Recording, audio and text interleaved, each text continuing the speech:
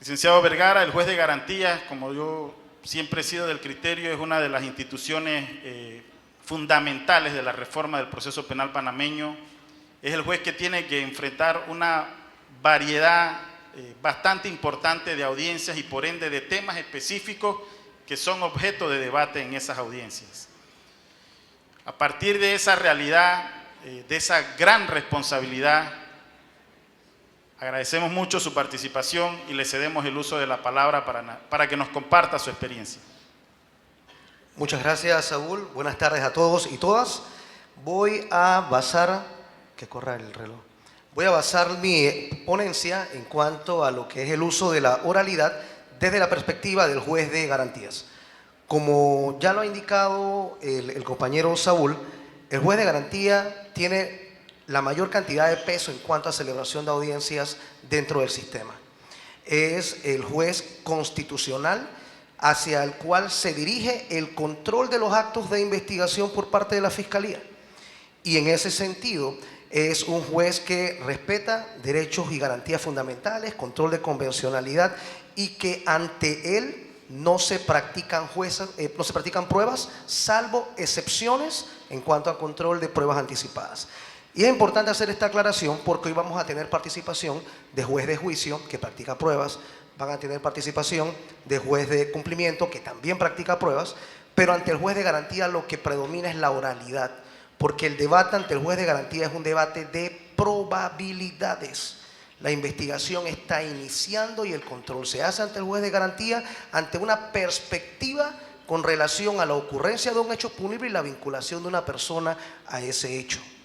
En la tarde de ayer escuchábamos al magistrado Octavio Tejera hacer consideraciones en cuanto a los tres elementos de la oralidad y específicamente eso es lo que se maximiza ante un juez de garantía: la inmediación, la concentración y la publicidad. Claro que siempre ante el control horizontal de las partes. Y es importante lo anterior porque dependiendo del tipo de audiencia que se ve ante el juez de garantía, entonces la oralidad predomina.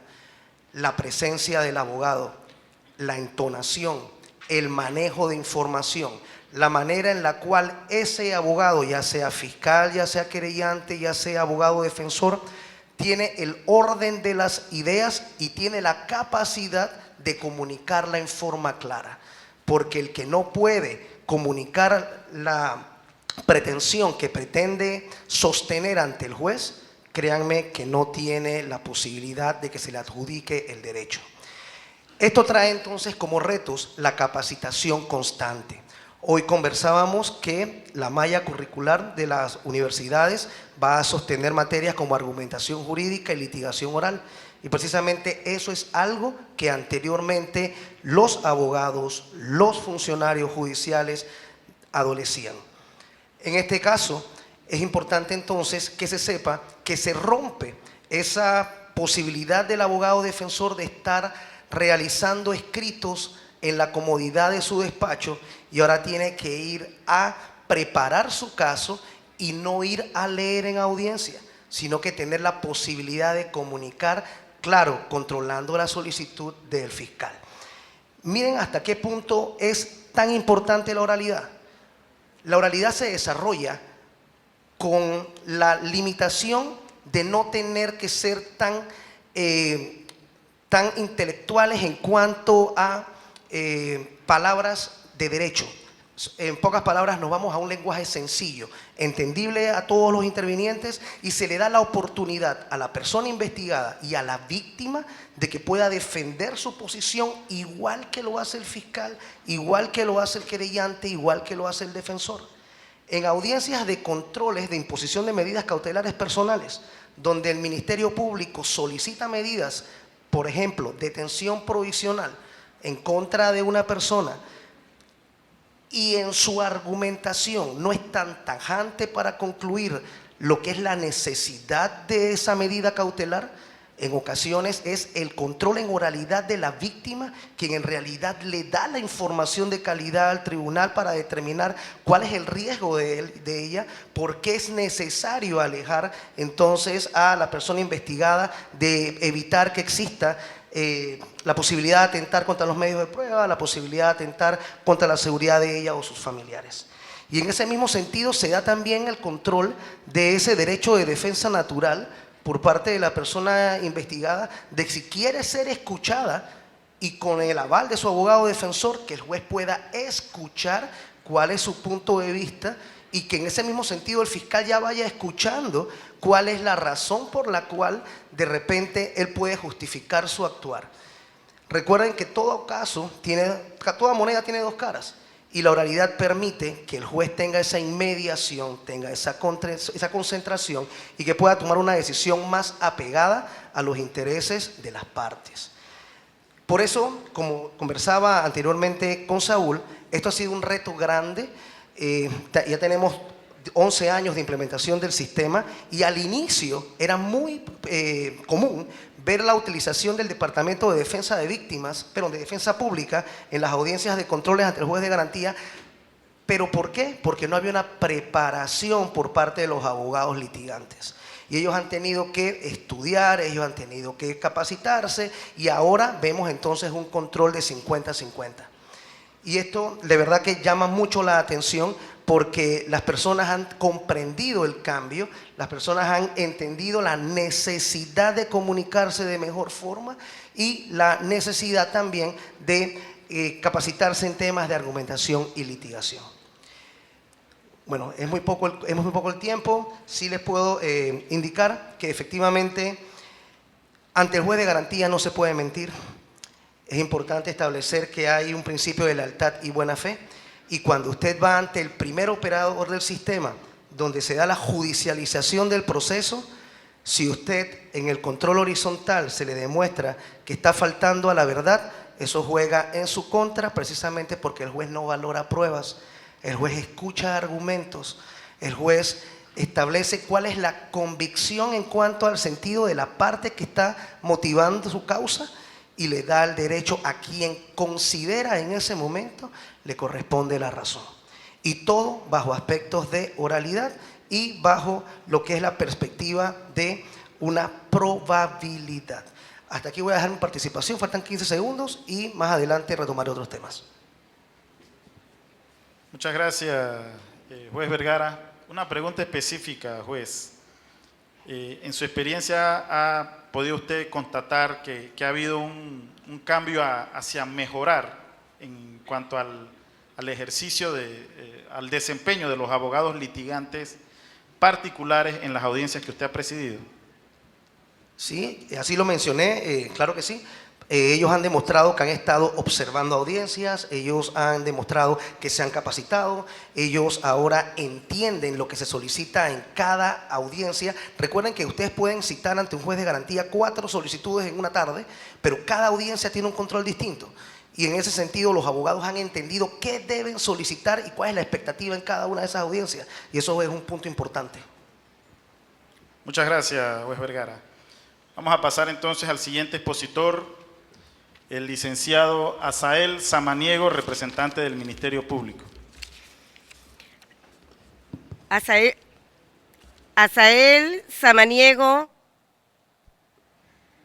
Ivaldi es licenciado en Derecho y Ciencias Políticas, egresado de la Universidad de Panamá, cuenta con una maestría en Derecho Penal y Derecho Procesal Penal y diplomado en Mediación de los Conflictos. El licenciado Samaniego se ha desempeñado en diferentes puestos dentro del Ministerio Público desde el año 2009 en la Fiscalía Auxiliar, llegando a ocupar desde el año 2012 el cargo de agente de instrucción delegado en diferentes agencias de instrucción del área metropolitana y San Miguelito para el año 2016 con la implementación del sistema penal acusatorio en el primer distrito judicial. Fue promovido como fiscal de circuito de la sección de atención primaria de la Fiscalía Metropolitana. Actualmente ocupa el cargo de subsecretario general de la Procuraduría General de la Nación, donde forma parte del equipo de trabajo del Procurador General de la Nación, Javier Enrique Caraballo Salazar. Muy buenas tardes, don Saúl, gracias por la invitación, gracias al Congreso que se está celebrando el día de hoy. Saludos a la mesa principal y a todos los presentes. Efectivamente, me toca a mí dar algunos conceptos con relación a la oralidad durante la aplicación en el sistema penal acusatorio, que precisamente estamos cumpliendo los 11 años. Como bien observamos en este auditorio, estamos en presencia de una mesa con honorables jueces en diferentes secciones del proceso del sistema penal acusatorio, en el cual en todos los momentos y en todas las partes participan los fiscales del Ministerio Público, cada uno en las instancias correspondientes, cada uno cumpliendo con las reglas, cada uno cumpliendo con los propósitos de cada una de las audiencias que velan los señores jueces.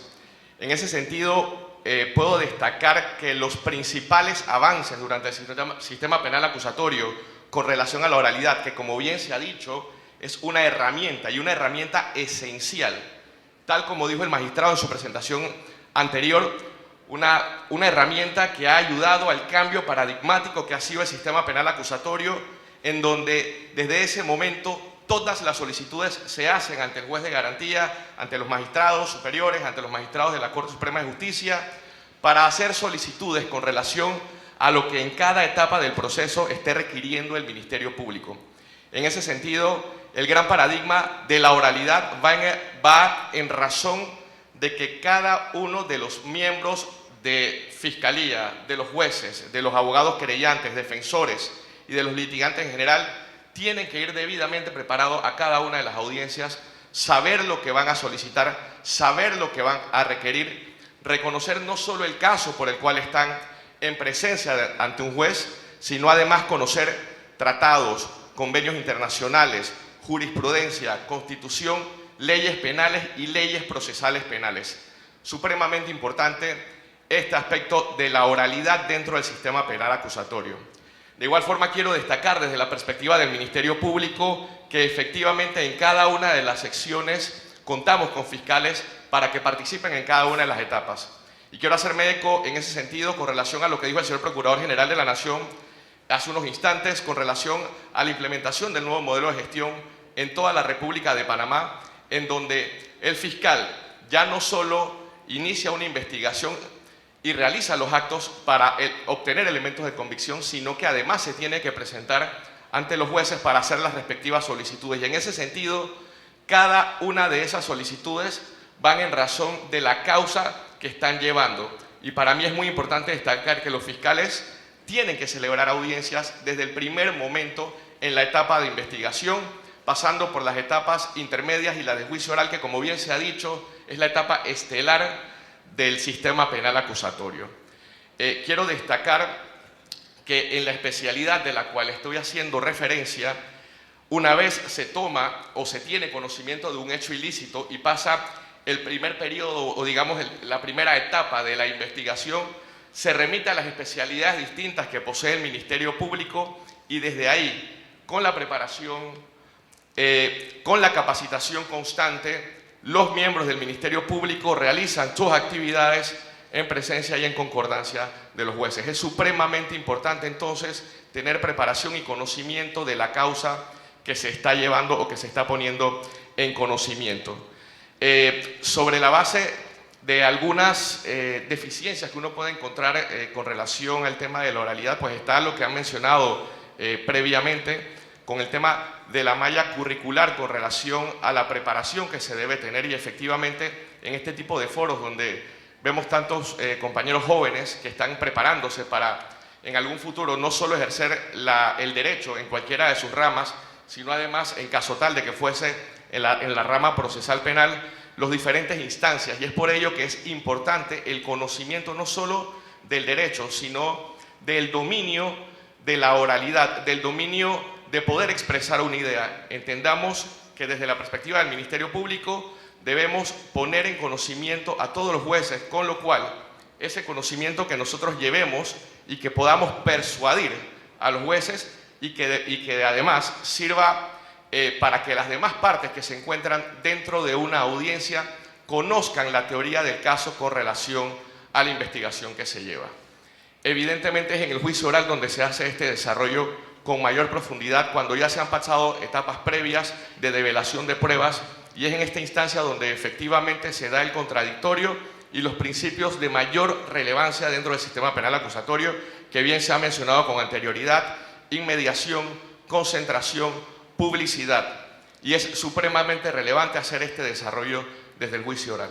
En definitiva, quiero hacer alusión a que ese constante ejercicio de oralidad que tiene el fiscal del Ministerio Público no se ve única y exclusivamente en el desarrollo de la fase estelar, que es el juicio oral, sino que desde la fase de investigación, haciendo solicitudes para controles de garantías, desde la fase intermedia, donde se develan los elementos de convicción para que puedan pasar a prueba en un posible juicio oral, y efectivamente, como bien he dicho, en el juicio oral, y aún más en la etapa de cumplimiento, en donde el fiscal además tendrá que darle seguimiento a esas penas, a esas condenas que efectivamente se hayan logrado, y efectivamente es el lugar también donde la parte que ha sido imputada, sus defensores, podrán también hacer valer los derechos en caso que considere de que pueda haber algún tipo de vulneración. Además, quiero hacer alusión con relación a nosotros como Ministerio Público, la constante preparación y capacitación que se está tratando de realizar para que estas presentaciones en audiencias públicas, que además vale destacar, lo que demuestra la transparencia del sistema, es supremamente importante.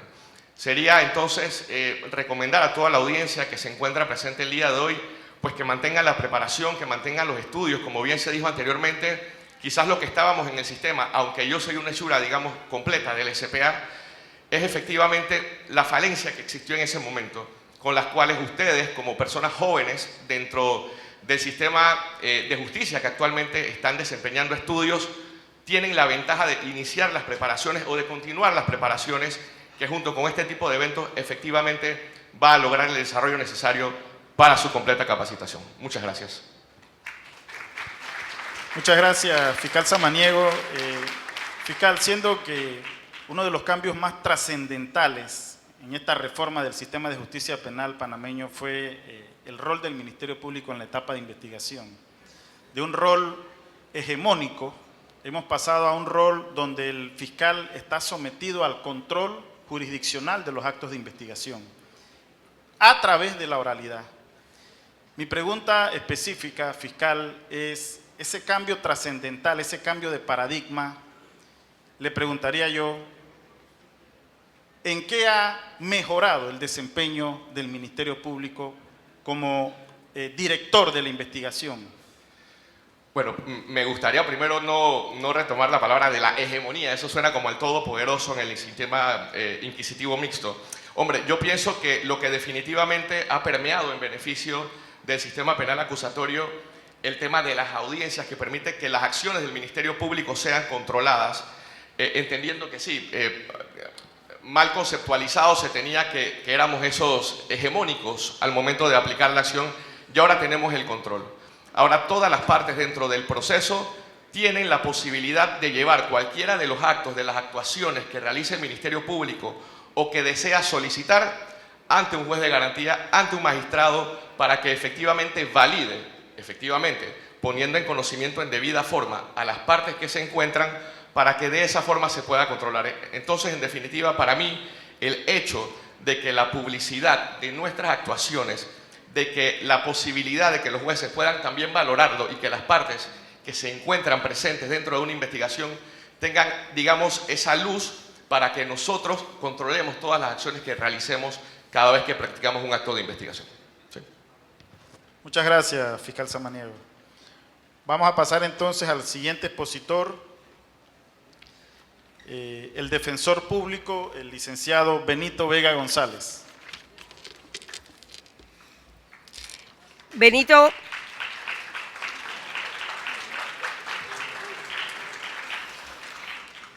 Vega González, licenciatura en Derecho y Ciencias Políticas de la Universidad de Panamá, maestría en Derecho Procesal de la Universidad Interamericana de Panamá, maestría en Derecho en Resolución de Conflictos, énfasis en Mediación y Resolución de Conflictos Internacionales. Tiene un diplomado en Derecho Registral de la Universidad Metropolitana de Educación, Ciencia y Tecnología, posgrado en Docencia Superior de la Universidad Interamericana de Panamá, maestría en Derecho Registral Inmobiliario y Notarial de la Universidad Latina de Panamá. Tiene estudios de doctorado en Derecho con énfasis en Derecho Civil, Universidad de Panamá, profesor desde hace 15 años de licenciatura y posgrado en diversas universidades.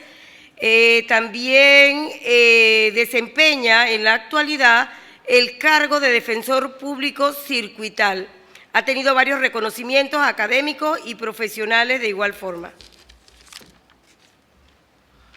Muy buenas tardes a los miembros de la mesa principal, muy buenas tardes a todos. Primeramente agradecerle a Dios Todopoderoso la oportunidad que nos ha dado el día de hoy de compartir con ustedes un selecto auditorio y unos compañeros de mesa extraordinarios. Agradecer también al Instituto Colombo Panameño de Derecho Procesal la oportunidad, la invitación a su junta directiva y a su presidente, el magistrado Abel Augusto Zamorano. Como defensor público, debo señalar que mis palabras no son por la institución, sino son de un profesional, de un particular, que en su experiencia como defensor público la va a compartir con ustedes. Aspectos positivos del sistema penal acusatorio, pero específicamente la aplicación de la oralidad.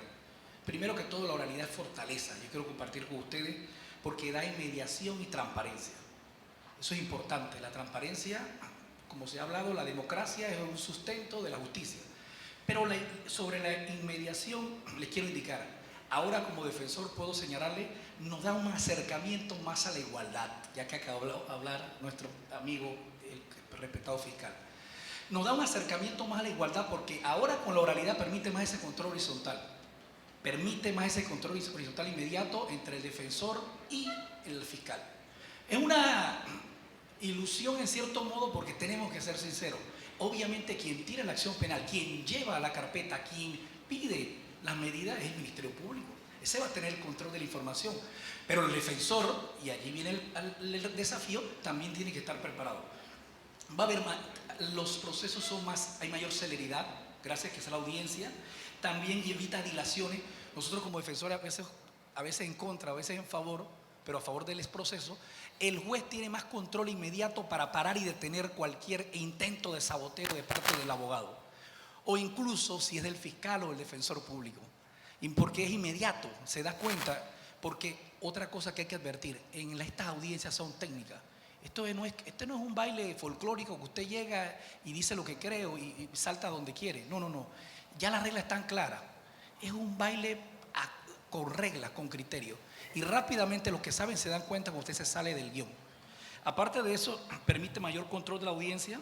Creo que es importante decir, miren, algo positivo de la oralidad. El sistema penal acusatorio fue el que dio la cara cuando la pandemia. Fue una de las pocas jurisdicciones que siguió trabajando y no cerró. Porque hizo clic fácil, amigable a la tecnología. La primera audiencia totalmente virtual se dio el 3 de abril de 2020. Este servidor fue justamente casualidad de la vida de Chiripón. Me tocó a mí, me correspondió. ¿Por qué fue totalmente virtual? Porque aunque todos estamos en Ágora, en oficina judicial, cada participante estaba en una sala distinta. Entonces, eso es importante. Las audiencias habían dado audiencias virtuales, claro, conectaban al detenido, conectaban al imputado. No, acá era cada uno en una sala diferente. Yo creo también, aunque eso me toca ser defensor y defendemos todos los derechos, también da mayor participación a la víctima, porque la víctima tiene una inmediación y el juez lo escucha. Y no es lo mismo leer el relato de una víctima que el juez ver a la víctima. A veces el defensor público no nos conviene, la víctima llega toda golpeada, moreteada, que no puede ni hablar. Esa es una ventaja de la oralidad. Y como defensor, hay defensor de víctima, lo voy a decir. El reto o desafío. Mire, lo primero es, la oralidad no es igual a combate. La oralidad, estudiantes, abogados, todo. Oralidad no quiere decir que usted va a la guerra. Oralidad también significa tener destrezas orales, pero también manejar los métodos alternos. Y aquí está el señor procurador, lo voy a aprovechar. Señor procurador, los fiscales también, igual que los defensores, tenemos que prepararnos en técnica de negociar. A sus fiscales también hay que darle cursos de técnica de negociar. Porque el problema es que usted no puede imponer el acuerdo. Pero si el fiscal sabe cómo llegar, sabe darse a entender, entre el defensor nos da las herramientas, primero que todo es demostrar de dónde sale esa cifra. Es un acuerdo. Eso es lo que hay, lo toma o lo deja. No. Eso no se puede. Entonces son cosas que nos conviene porque al final sí, los métodos, el sistema no resiste que todos los procesos vayan a la oralidad. no lo resiste. Perdonen, que todos los procesos vayan a juicio. El sistema está hecho para que los métodos alternos se impongan, artículo 26 del Código Procesal Penal. Y lo primero es saber negociar, manejar. Segundo, otro desafío es calidad versus calidad, cantidad versus calidad, y me preocupa como defensor público. Se está dando la situación, y aprovecho que está el presidente del Consejo de la Administración de la Carrera Judicial, el magistrado Zamorano, y que tiene que ver con todas esas evaluaciones de desempeño de los jueces, porque yo sí puedo hablar porque estoy en la defensa, que lo están midiendo, esas mediciones, este tema de mediciones y aspectos métricos, y le dicen que cantidad, media hora, 1 hora. Entonces usted tiene un juez con un cohete que quiere terminar rápido, porque si se pasa, afecta al juez que viene y viene el conflicto. Y ni se diga, no pueden reprogramar, porque si reprograman también hay problemas. Entonces hay que arrancar como sea con, oye, pero todavía falta, dale, porque la reprogramación me va a afectar mis evaluaciones. Entonces en ese aspecto, y van a decir, pero eso que tiene que ver mucho, un juez que está acelerado, empieza, por favor, de fiscal y defensa, dígame las informaciones de riesgo, porque ya la información relevante, útil, ya el tribunal la domina. ¿Cómo la vas a dominar, juez? Respeto a los jueces, si usted no es el que maneja la carpeta. Pero él está con el chip que él tiene que terminar, porque se le ha dado media hora, 1 hora, 15 minutos. Entonces eso hay que revisarlo, calidad versus cantidad. Hay que tener cuidado, no todos los casos son iguales, hay causas que lo necesitan, hay causas que no. En el tema de la plataforma, la vinculación, yo soy abogado público, defensor público, no tenemos problema, la fiscalía, tenemos buena comunicación, pero los abogados particulares tienen una penuria con el tema de la plataforma. A veces no se sabe si en la fiscalía, si en oficina judicial, yo lo escucho en ese rosario a ellos, y como uno no sabe cuánto tiempo va a estar del lado acá y cuándo va para el otro lado, hablo a favor de ellos. Creo que hay que tener en cuenta la plataforma. Algunos que no lo entienden lo entenderán. Hay una plataforma y es clave que usted se vincule. Tenemos que reforzar eso. También el sistema penal acusatorio nos ha permitido ver en el tema de la audiencia que hay necesidad de revisar ya. Yo no estoy diciendo que revisemos el Código Procesal Penal completo, pero no todo puede ser. Oralidad no es que es un principio absoluto, hay excepciones, no todo puede ser 100% oral. Hay temas que no requieren ir a una audiencia porque están saturando, hay demasiados controles, las audiencias de extinción de dominio, definitivamente. Voy a respetar el tiempo porque soy parte del instituto, hay que dar ejemplo, pero voy con la segunda vuelta ahora en las reflexiones, entonces cualquier cosa que se me queda, ahí la completamos. Muchas gracias por la atención. Muchas gracias al defensor público Benito Vega por su valiosa y por su valiente intervención. Yo quisiera preguntarle de manera específica al licenciado Vega, antes de la reforma del proceso penal panameño, los que aquí están y recuerdan esa época, el Instituto de la Defensoría Pública era un poco visto como la cenicienta.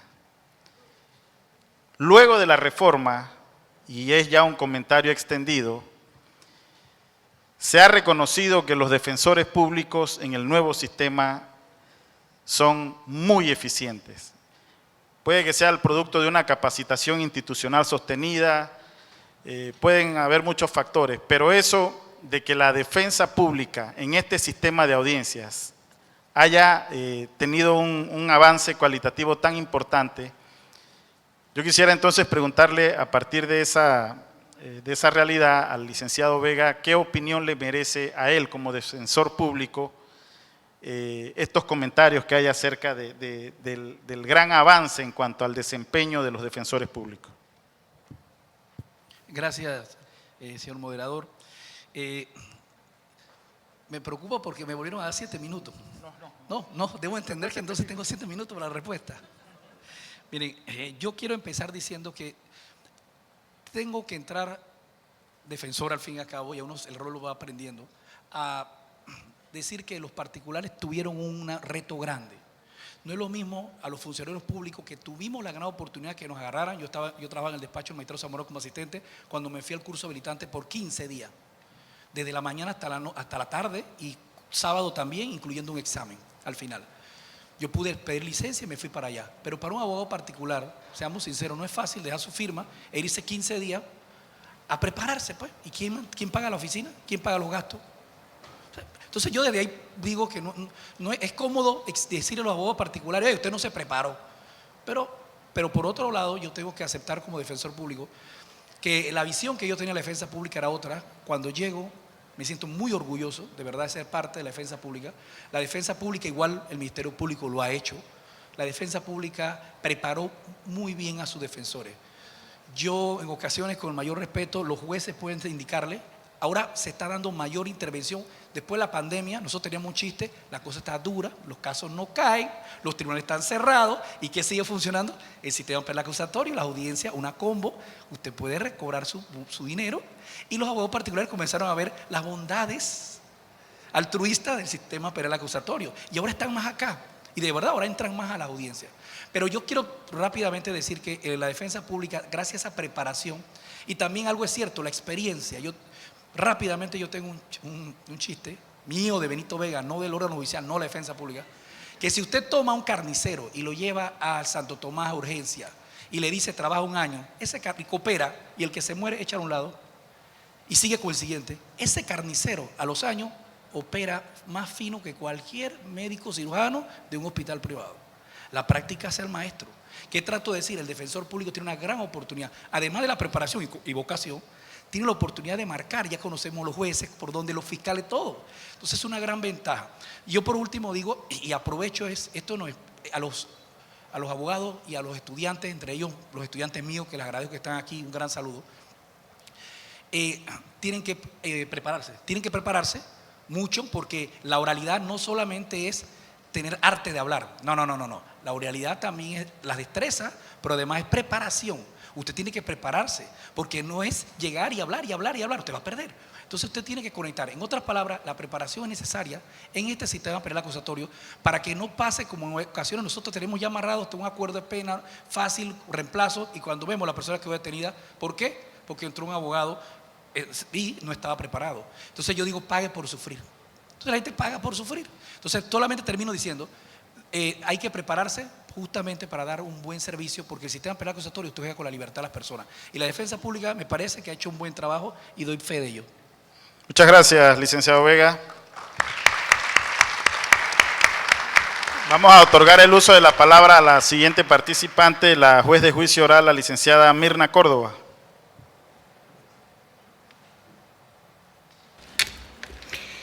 Magíster Mirna Córdoba, licenciada en Derecho y Ciencias Políticas, tiene una maestría en Derecho Comercial, tiene maestría en Derecho Procesal y Derecho Penal, maestría en Derecho Procesal Penal, maestría en Derecho Parlamentario.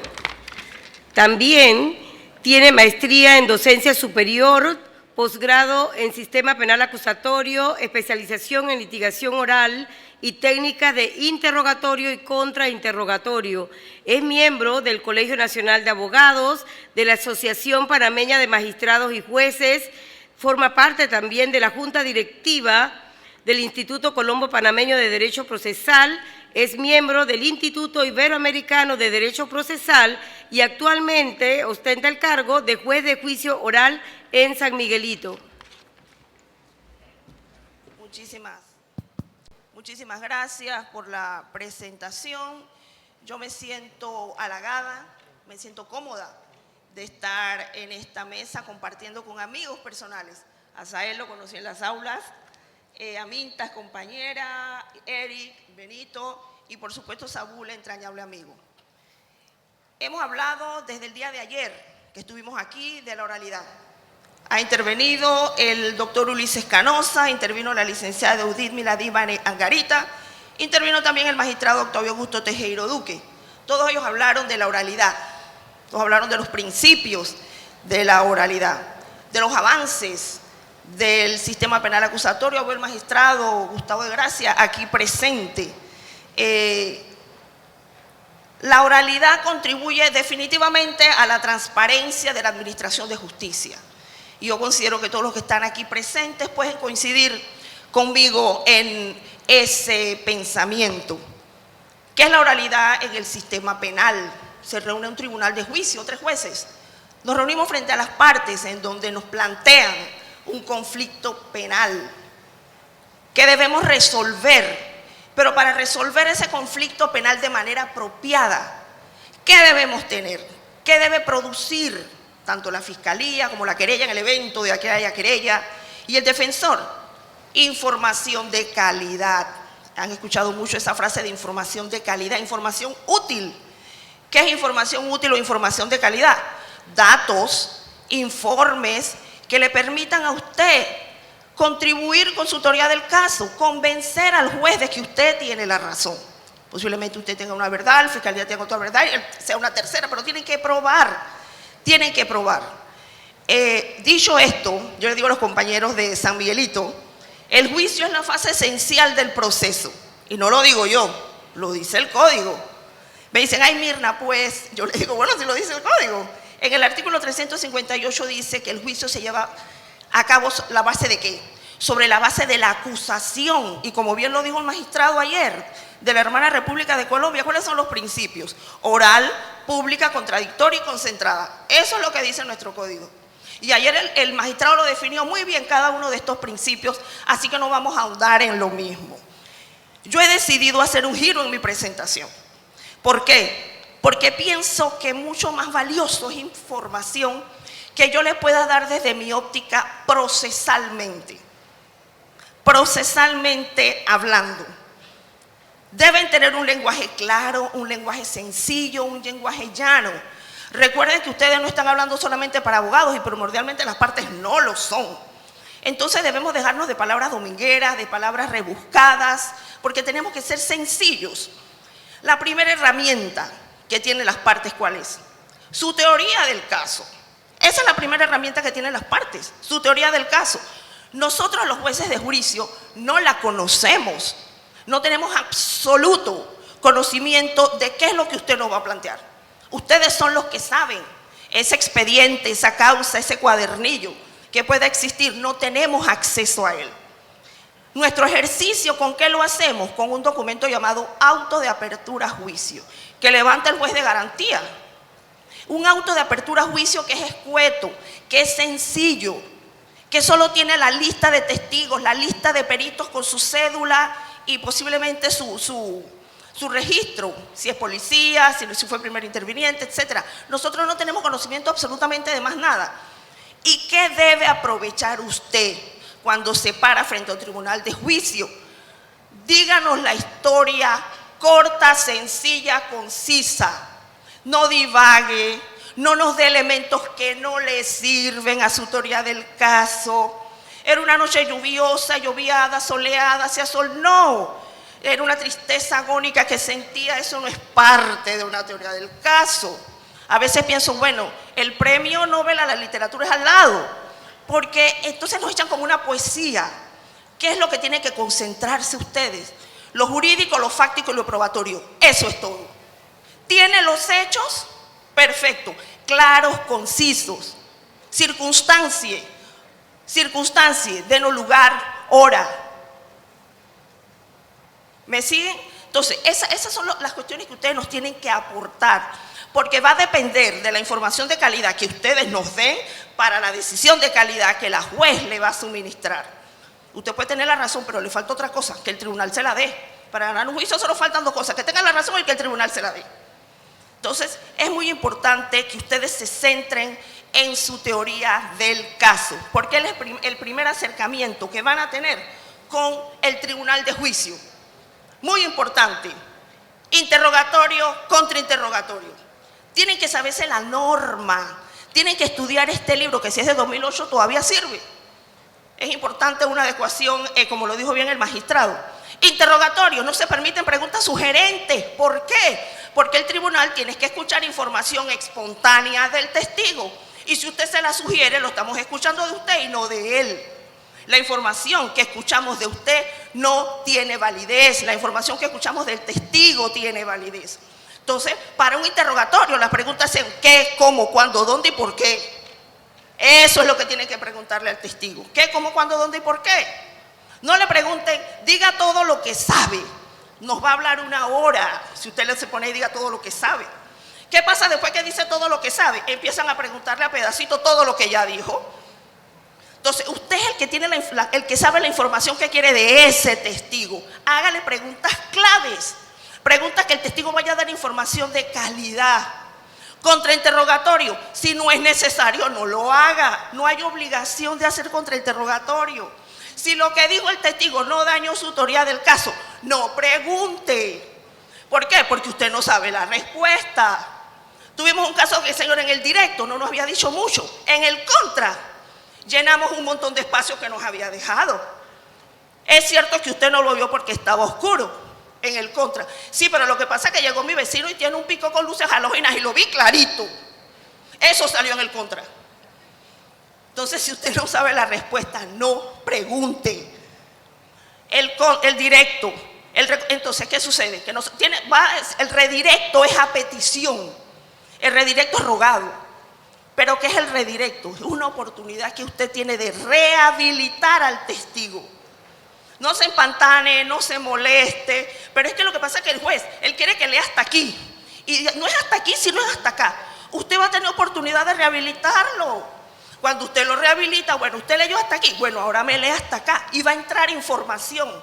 Pero tiene que entrar información de la manera adecuada. Los documentos, Dios, una cosa es estar aquí, otra estar allá. Los documentos, me está comiendo el cronómetro. Los documentos, señores, es un sistema oral. Tenemos abogados que se termina el juicio y nos dicen, bueno, en la carpetilla la juez va a poder fijarse en esto y el otro. No, nosotros fallamos con lo que escuchamos. Yo no escucho ni el audio. Yo fallo con lo que escucho en inmediación, producción de la información. Yo fallo con lo que escucho en el juicio. Mirna Córdoba, no escucho las grabaciones generalmente. Fallo con lo que escucho en el juicio. Entonces, los documentos tenemos que escuchar. Si usted tiene un perito, la información no es el perito, la información no es el papel. El contenido es lo que queremos escuchar, el contenido del informe pericial.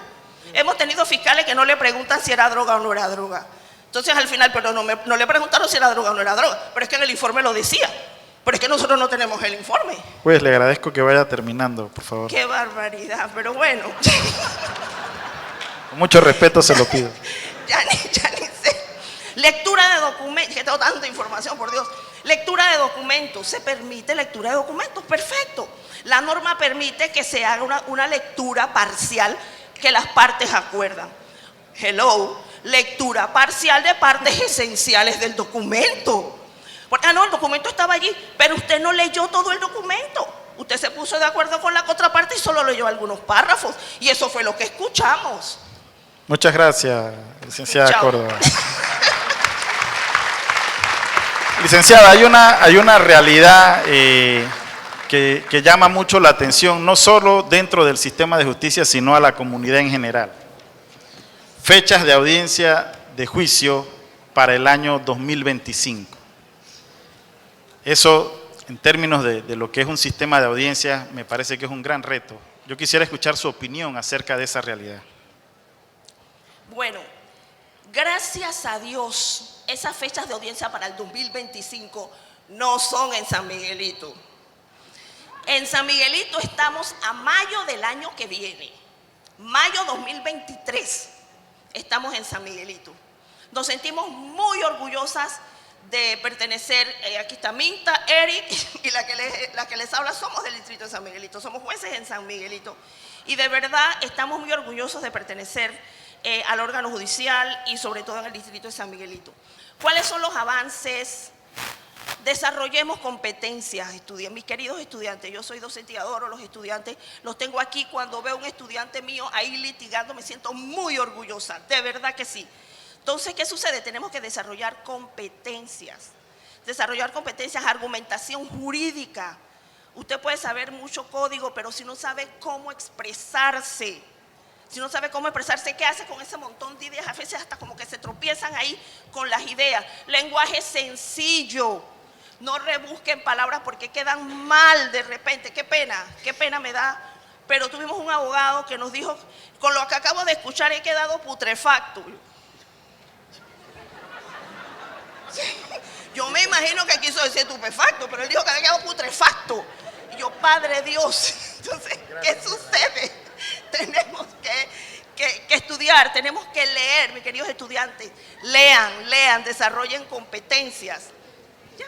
Listo. Gracias, licenciada. Nuestra siguiente expositora, la licenciada Aminta Carvajal, juez de cumplimiento.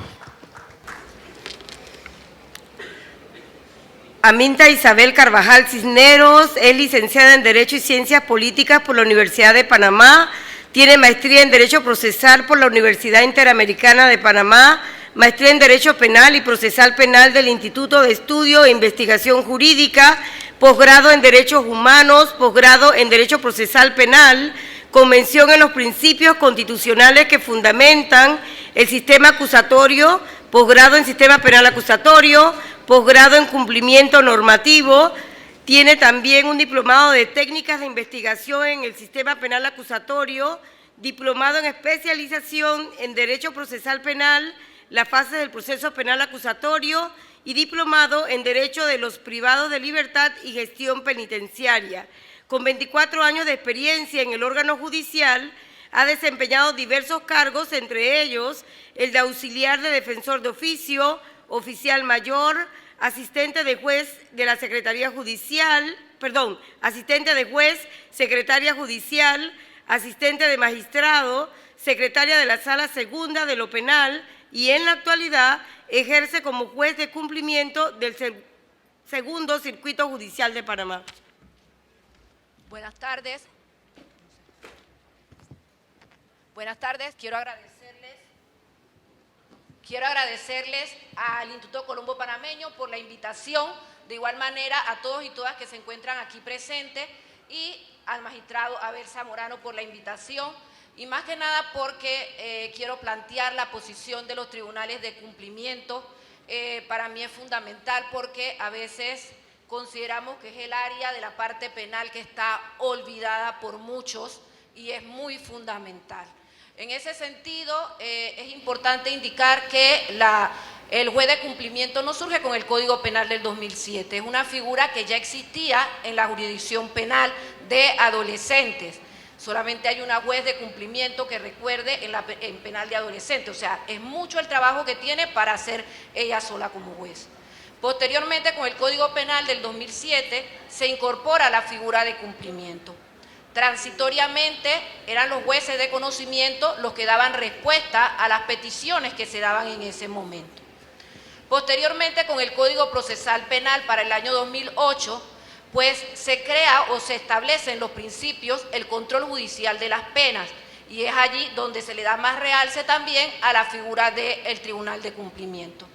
No obstante, nosotros consideramos que después de todo el tiempo transcurrido de la figura de cumplimiento, consideramos que sí es fundamental que se modifique la ley. El material que hay en penal, en el Código Procesal Penal, es muy corto y ustedes lo pueden visualizar. Nosotros hacemos audiencias en las cuales se practican pruebas, sin embargo, nosotros tomamos como base las normas que utiliza el Tribunal de Cumplimiento, porque en materia de cumplimiento, el Tribunal de Juicio, porque en materia de cumplimiento nos hemos quedado cortos. Y tal vez porque es la población que la mayoría de las personas no quieren y realmente pienso que tenemos que ampliar la visión de aquellas personas que están privadas de libertad. Para mí, esa siempre fue la jurisdicción que quise y me mantengo en que es la jurisdicción que me gusta, porque todos a veces estamos preocupados por tener una sentencia, terminar un caso, sin embargo, es fundamental también que esa tutela judicial efectiva se haga con el cumplimiento de la pena que en un momento dado dictan los tribunales, es decir, el Tribunal de Garantía o el Tribunal de Juicio. El hecho que yo considere que tienen derecho a presentar subrogados penales, a sustitutos, eso no indica que esté de acuerdo siempre con las solicitudes que me presentan, pero es parte de ese derecho que tiene la persona de acudir, de ser escuchada a través de un tribunal, en este caso a través del Tribunal de Cumplimiento. La oralidad es fundamental en esta etapa, es tan fundamental como en las etapas que han pasado. Y aquí sí me quiero detener porque considero que los abogados particulares deben prepararse y no improvisar en las audiencias ante el Tribunal de Cumplimiento, porque tal vez tienen la mentalidad que el Tribunal de Cumplimiento pues, es un tribunal sencillo, que no tengo que demostrar nada, y a estas alturas de tener un Tribunal de Cumplimiento, hablamos en el primer distrito judicial, hay abogados que van a pedir trabajo comunitario sin una solicitud que me diga a mí en qué institución va a prestar ese trabajo comunitario la persona. Eso no pasa con los defensores públicos, porque también ya es del conocimiento de ustedes que existen defensores públicos para la parte de garantía, para la parte de juicio y para la parte de cumplimiento. Entonces, si el abogado quiere participar de los actos de audiencia, tiene que saber que si bien no son las teorías del caso que se presentan ante un tribunal de juicio, pues deben ir preparados con los elementos que son necesarios para poder demostrarle al tribunal que la persona está apta para un tratamiento de libertad vigilada o que está apta para un trabajo comunitario o cualquiera de las otras medidas que se encuentran en el catálogo del Código Penal e incluso en el Código Procesal Penal. Y en esa misma línea de idea, esa preparación también la debe tener el fiscal, porque si un fiscal va a una audiencia donde me hacen una solicitud de un reemplazo, el fiscal podría averiguar los antecedentes de las personas, porque todos sabemos que si un abogado va a buscar el historial penal y policivo, el que le dan es el del trabajo, no para materia penal. Entonces creo que es una obligación de todos. También es importante que el juez también se prepare y que no se deje llevar por las emociones en un momento dado. Nosotros como Tribunal de Cumplimiento también vemos las causas sujetas a condición a prueba, y aquí sí quiero detenerme, porque tal vez consideramos que aumentando las penas es que vamos a resolver la situación que tenemos de las personas que delinquen. Al final eso no ha demostrado ser cierto. Y al final todos nos creemos en un momento dado que somos unas personas dignas, que no vamos a ir a un centro penitenciario, pero hoy estamos aquí y mañana no sabemos.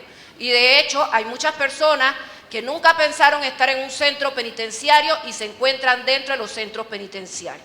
Entonces es fundamental establecer las herramientas para que los centros penitenciarios cuenten con los programas y cuenten con los recursos para poder colaborar con las personas en la rehabilitación.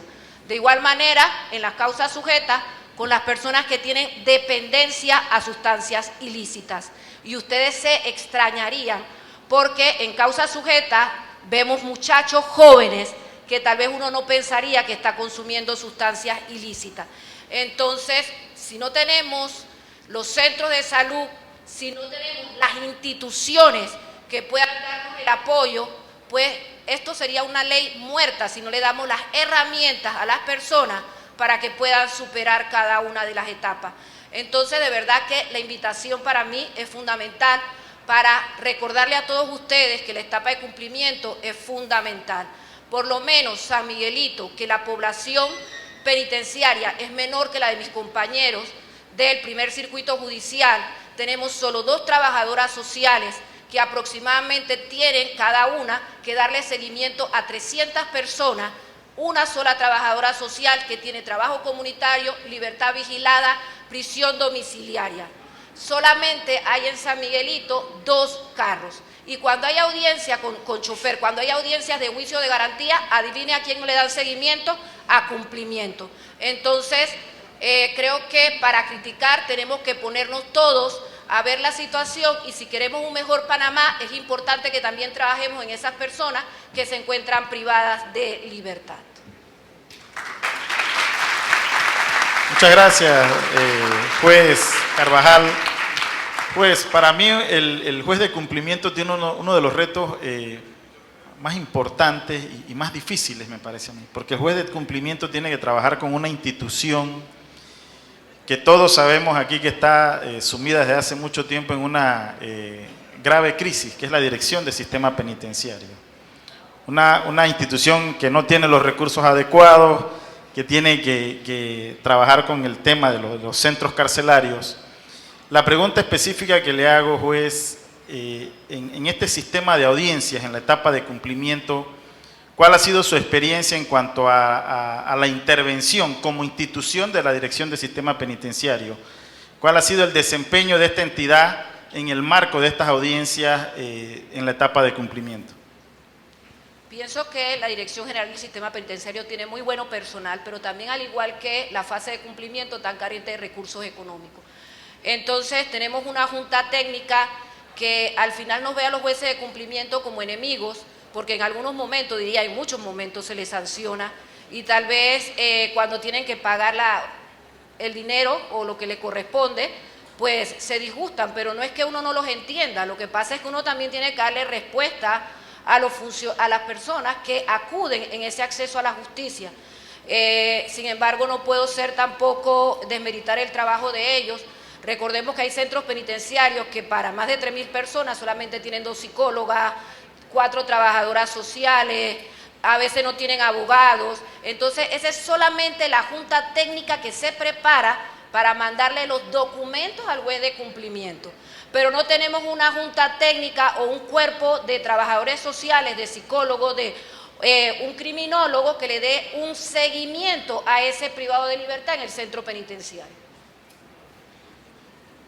Muchas gracias, licenciada Minta. Bueno, agradezco a los panelistas en esta primera ronda de sus intervenciones. Vamos a pasar entonces a la siguiente ronda de la reflexión final, y yo quisiera iniciar destacando algunos aspectos que en materia de oralidad ya se comentan a nivel de la jurisdicción penal, y uno de ellos es ya la crítica real que existe acerca del abuso en las solicitudes de audiencia. Es decir, a mí como abogado litigante me ha tocado participar de audiencias donde la parte que la solicita no tenía la más mínima idea del objeto del debate de la audiencia que le estaba solicitando. Y sin embargo, la audiencia se desarrolló, habló quien la solicitó, dijo incoherencias, se le corrió traslado al Ministerio Público, se le corrió traslado a la parte querellante en este caso, y el juez entró a resolver con base en argumentos que no tenían, a mi juicio, ninguna fundamentación, en lo más mínimo, pero sin embargo la audiencia se desarrolló. Entonces me parece a mí que ahí hay un tema que constituye un reto para efectos de lo que bien señaló el magistrado de Gracia. Ya después de 10 años de implementación del sistema es momento de ir pensando en algunas reformas, porque ciertamente la realidad de audiencias de juicio oral programándose para 2025 es un reflejo de que hay un problema. Hay en alguna medida un colapso del sistema ante la enorme cantidad de audiencias de juicio oral para un sistema que en principio no debiera estar afrontando un número tan elevado de audiencias de juicio oral. Por otro lado, hay un problema de infraestructura, salones de audiencia, personal. Entonces me parece que ahí hay un reto que afrontar.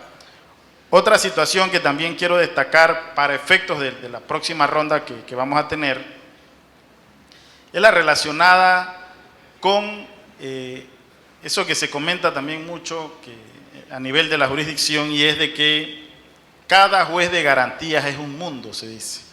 Es decir, cuando uno entra a una audiencia, depende de quién es el juez, así mismo será la dinámica de la audiencia. Es decir, tiempo de participación, fundamentación, porque recordemos algo, este es un tema de doble vía, no es solo el Ministerio Público, no es solo la defensa, no es solo la parte querellante, también es el juez el que preside la audiencia. También el juez tiene que tener un desempeño en oralidad lo más óptimo posible. Entonces allá hay también retos que afrontar en este nuevo sistema. Esa uniformidad en la manera en que se desarrollan las audiencias ante juez de garantías es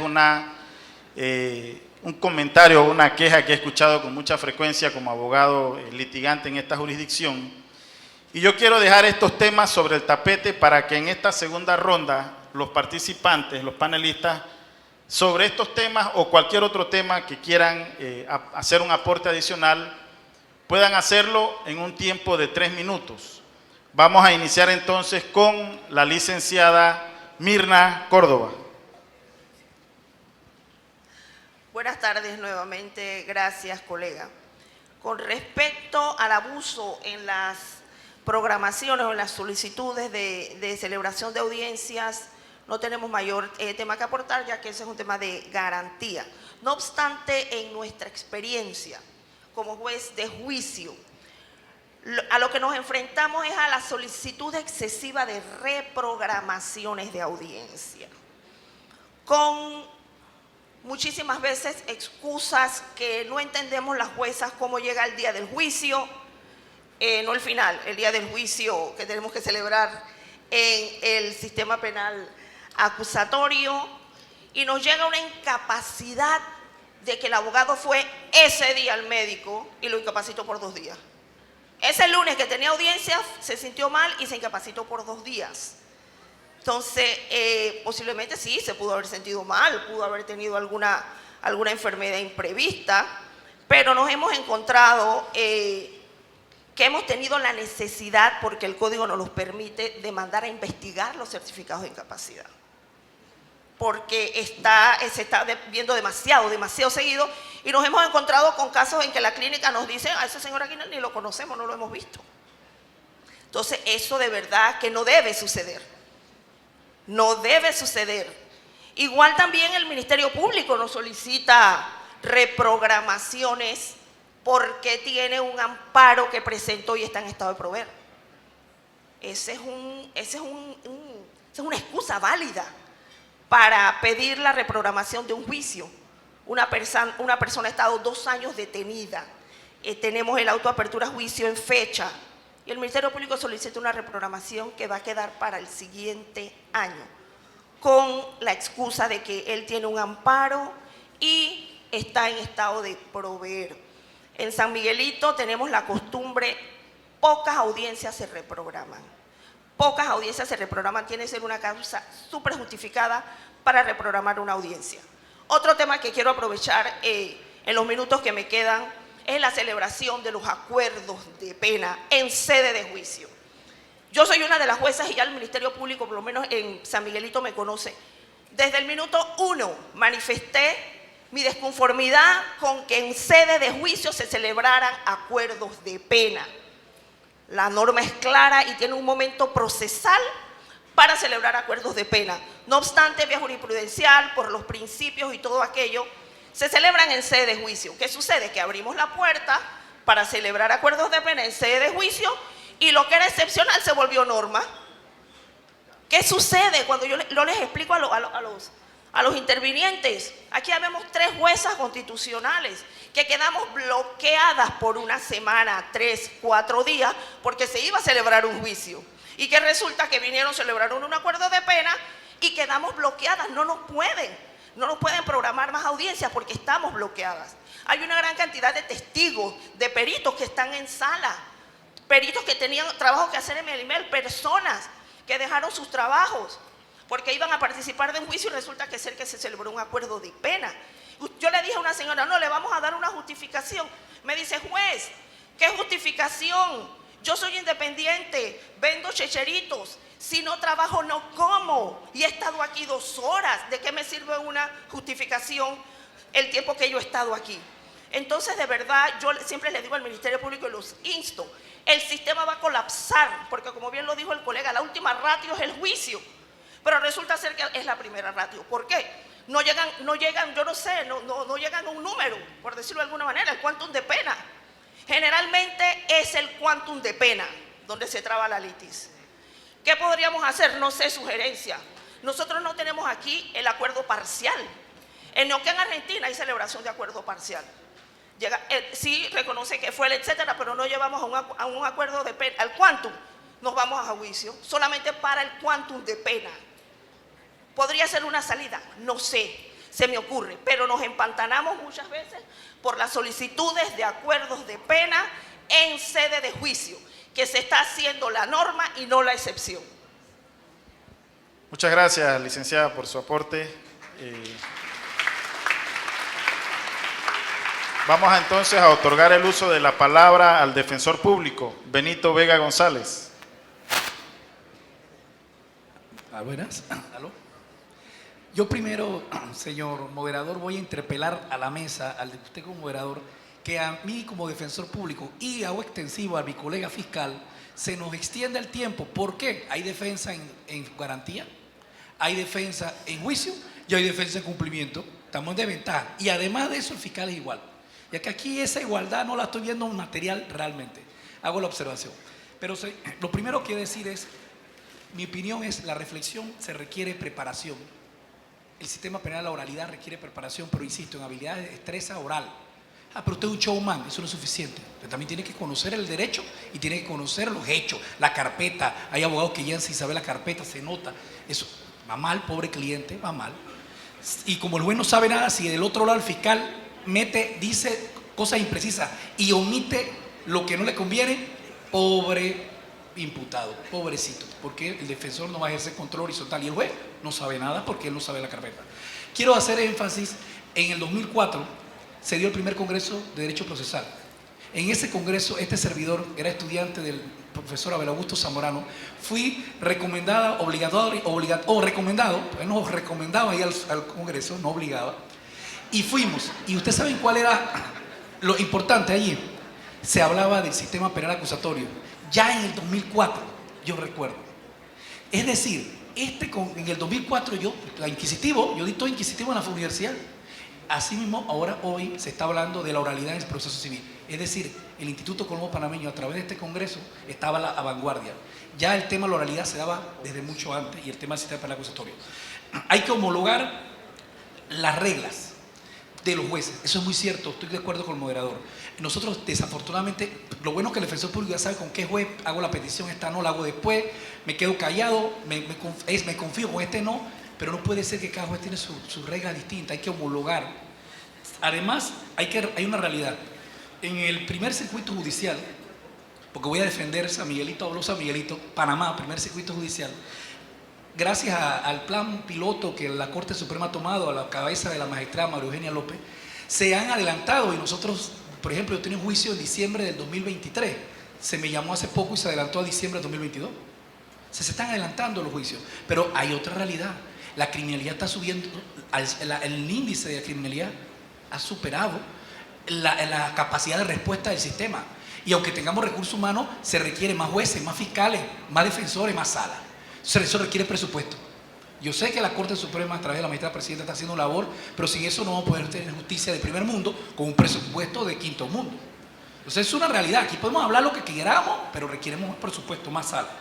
Y otro aspecto que creo que es importante es que nosotros no podemos olvidar la parte administrativa, la oralidad, toda esta audiencia. Hay una oficina judicial que también requiere capacitación y requiere cuidado. Termino diciendo que nosotros esperamos que un reto en esta oralidad es la igualdad de las partes, que se trate de igualdad de las partes entre fiscal y defensa y entre defensa. Los jueces aquí le he escuchado muchas inconformidades. Tiene que haber un trato igualitario entre defensa pública y defensa privada. Porque al defensor público que haga esa gracia de reprogramar lo queman vivo, le mandan una nota al licenciado Danilo, director de oficina judicial, presidencia de la Corte Suprema de Justicia, y además lo multan a él, no multan a la defensa pública, que somos corporativos. ¿Qué trato de decir? Creo que debe haber una igualdad en el trato, pero así ya vamos y creo que estamos mejor que como estábamos antes. Muchas gracias a todos y fue un honor estar aquí frente a ustedes. Muchas gracias, licenciado Vega, por su intervención. Vamos entonces ahora a ceder el uso de la palabra a la licenciada Aminta Carvajal.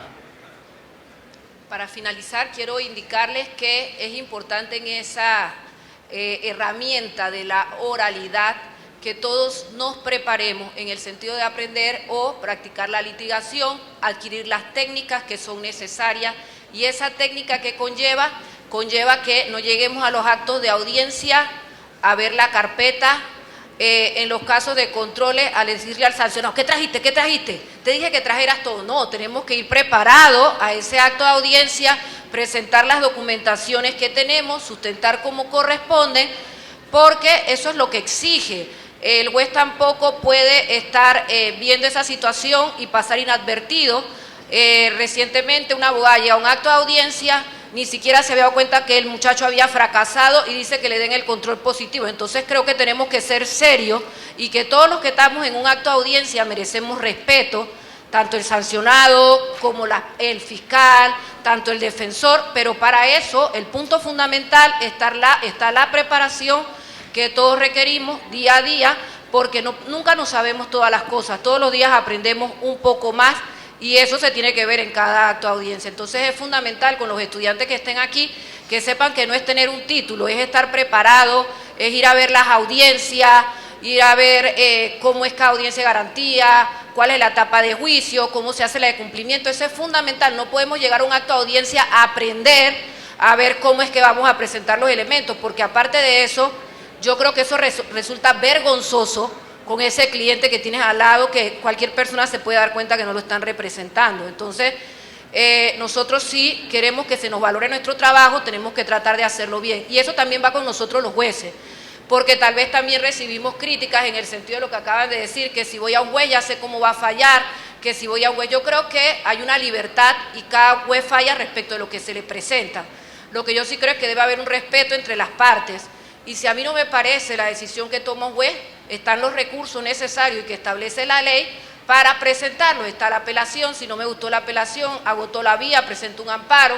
Lo que no se puede es faltar el respeto a lo que nos encontramos en el acto de audiencia, no tener los conocimientos necesarios y salir a decir afuera cosas que no son ciertas. Entonces yo creo que todo se maneja desde ese punto de vista. Y si un juez también les trata como no corresponden, yo creo que también existen los mecanismos, las quejas necesarias para ponerle en conocimiento cualquier tipo de situación.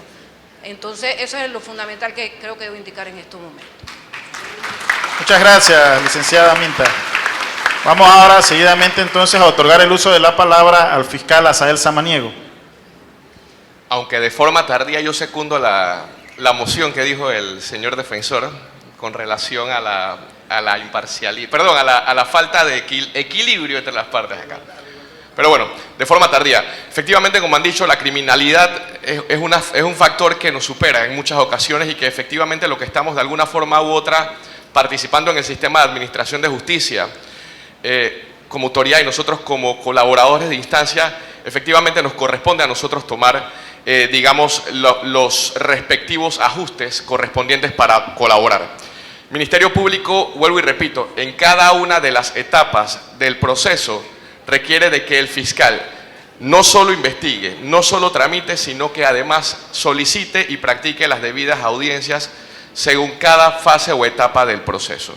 Ministerio Público también busca la forma de potenciar los métodos alternos de solución de conflictos para, como bien dijo la señora juez, procurar no llevar todo a juicio oral. Es efectivo. El sistema no funcionaría si todo lo llevásemos a esa instancia. Y en ese sentido, pues, señora juez, efectivamente tomó anotaciones con relación a algunas de las observaciones que ha hecho para efectivamente, pues, conversarlas a lo interno del Ministerio Público. Entonces, también, como se ha venido mencionando durante esta ponencia, ya la oralización requerida no es solo saber hablar, no es solo tener presencia para poder expresar lo que uno está pensando, sino que hay que tener, como bien se ha dicho, una teoría de caso clara, definida, organizada y de una manera estructurada y con una estrategia, presentarle al juez, presentarle al magistrado y ponerle en conocimiento lo que corresponda en audiencia a las partes que también son intervinientes, con lo cual eso es una reflexión también a lo interno de mantener la preparación constante como con este tipo de eventos, de este tipo de actividades y la preparación académica que cada uno de los funcionarios en ejercicio y de aquellos que en algún momento aspiran, ya sea en la vida pública o en la vida privada, colaborar con esta instancia. Entonces, yo reitero que este sistema de oralidad efectivamente ha podido potenciar y dejar atrás el sistema inquisitivo que previamente se mantenía en la República de Panamá y ha permitido desarrollar de mejor forma la transparencia también de la justicia, y eso para mí también es muy importante destacar. Señores, yo efectivamente agradezco la invitación que me han hecho el profesor Augusto Zamorano, la verdad un placer haber estado acá con esta augusta mesa también que nos ha acompañado, y bueno, esperamos haya sido de utilidad lo que aquí se ha expuesto, ¿no? Tengan buena tarde. Muchas gracias, fiscal. Para finalizar entonces vamos a otorgar el uso de la palabra al juez de garantías, el licenciado Eric Vergara. Muchas gracias.